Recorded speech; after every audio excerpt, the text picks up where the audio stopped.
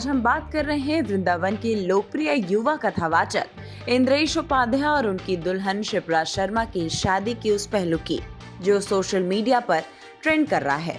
जयपुर में हुई इस भव्य शादी की तस्वीरें तो आपने देख ली होंगी, लेकिन अब लोगों के बीच एक अलग तरह की जिज्ञासा जो है वो उत्पन्न हो रही है कि आखिर इन दोनों में कौन ज्यादा पढ़ा लिखा है। उत्तर प्रदेश के वृंदावन के चर्चित कथावाचक इंद्रेश उपाध्याय 5 दिसंबर को जयपुर में हरियाणा की शिप्रा शर्मा के साथ विवाह के बंधन में बंध गए थे। विवाह समारोह जयपुर स्थित होटल ताज आमेर में आयोजित हुआ, जहां देश विदेश से आए साधु संत, महंत, कथावाचक और कई प्रतिष्ठित हस्तियां उपस्थित रहीं।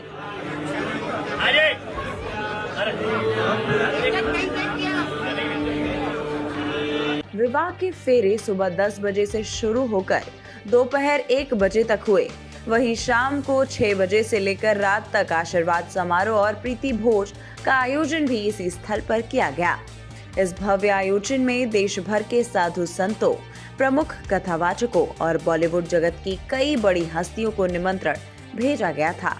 कवि डॉक्टर कुमार विश्वास, बागेश्वर धाम पीठाधीश्वर धीरेन्द्र कृष्ण शास्त्री, हनुमानगढ़ी के महंत राजू दास, सिंगर बी प्राक समेत बड़ी संख्या में सेलिब्रिटी की उपस्थिति रही।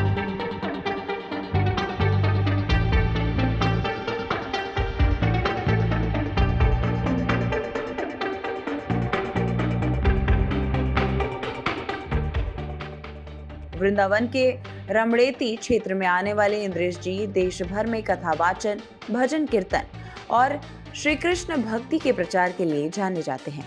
धर्म से जुड़े मंचों पर उनकी लोकप्रियता लगातार बढ़ती जा रही है और सोशल मीडिया पर उनके वीडियो लाखों व्यूज बटोरते हैं। दूसरी तरफ दुल्हन शिप्रा शर्मा के फैमिली बैकग्राउंड को लेकर के भी बहुत चर्चा है।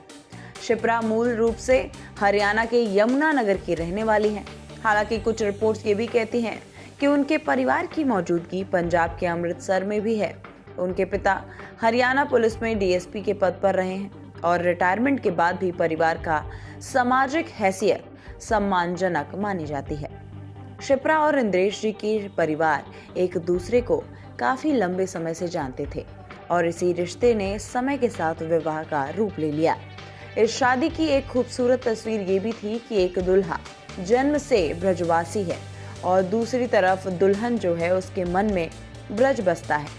लोगों ने कहा कि ये शादी सिर्फ 2 राज्यों के बीच नहीं बल्कि ब्रजभूमि की भक्ति और हरियाणा की सरलता का संगम है।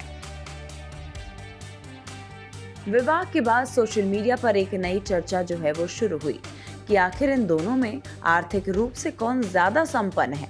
इसी के साथ ये भी सवाल उठने लगे कि कौन ज्यादा पढ़ा लिखा है। इंद्रेश उपाध्याय की शिक्षा के बारे में उपलब्ध जानकारी के अनुसार उन्होंने अपनी शुरुआती पढ़ाई कान्हा माखन पब्लिक स्कूल में की। मात्र 13 साल की उम्र में इंद्रेश ने भगवत गीता कंठस्थ कर ली थी और छोटी सी उम्र से ही कथा वाचन में अपनी अलग पहचान बना ली थी।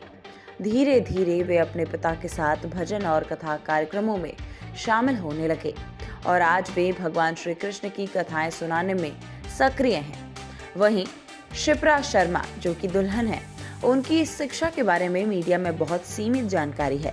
उनके कॉलेज, उनकी डिग्री या फिर उनके प्रोफेशनल करियर के बारे में कोई स्पष्ट रिपोर्ट उपलब्ध नहीं है, लेकिन इतना जरूर दिखा कि वे परंपरागत और सादगी भरे अंदाज में सामने आई और इसी वजह से सोशल मीडिया पर उन्हें ग्रेसफुल ब्राइड के रूप में खूब सराहना मिली। शिप्रा की जिंदगी में एक घटना ने लोगों का ध्यान सबसे ज्यादा खींचा। बताया जाता है कि कुछ साल पहले उन्होंने एक आध्यात्मिक अनुभव साझा किया जिसमें उन्होंने भगवान के दर्शन होने की बात कही।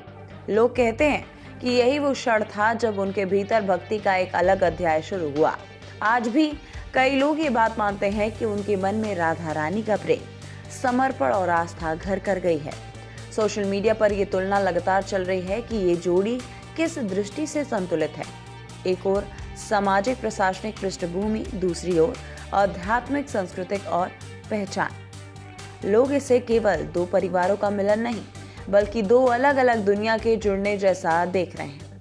इस शादी में परंपरा, सजावट, आध्यात्मिकता और अनुशासन का सुंदर मेल देखने को मिला। लेकिन इंटरनेट की दुनिया तुलना करना पसंद करती है। कौन ज्यादा अमीर है, कौन ज्यादा पढ़ा लिखा है, किसकी पृष्ठभूमि बड़ी है, ऐसे सवाल हमेशा सामने आते हैं। जबकि सच ये है कि ऐसी तुलना तभी की जानी चाहिए जब उसके पीछे कोई तथ्य हो। लेकिन एक बात यहाँ समझनी होगी हम सभी को कि जब दो लोग शादी करते हैं तो लोग हमेशा उनके बीच तुलना करते हैं, पर लोग ये बात भूल जाते हैं कि दो लोग मिलकर एक होते हैं। ये रिश्ता मुकाबले का नहीं, मिलन का होता है। और अगर कोई पूछे कि शादी में ब्रज कहाँ है, तो जवाब शायद यही होगा कि एक ब्रजवासी है और एक के मन में ब्रज बसता है। और शायद यही वजह है कि इस मिलन में राधा रानी की आस्था भी कई गहराइयों से सामने आई है, क्योंकि शिप्रा के मन में भी राधा रानी बसती हैं।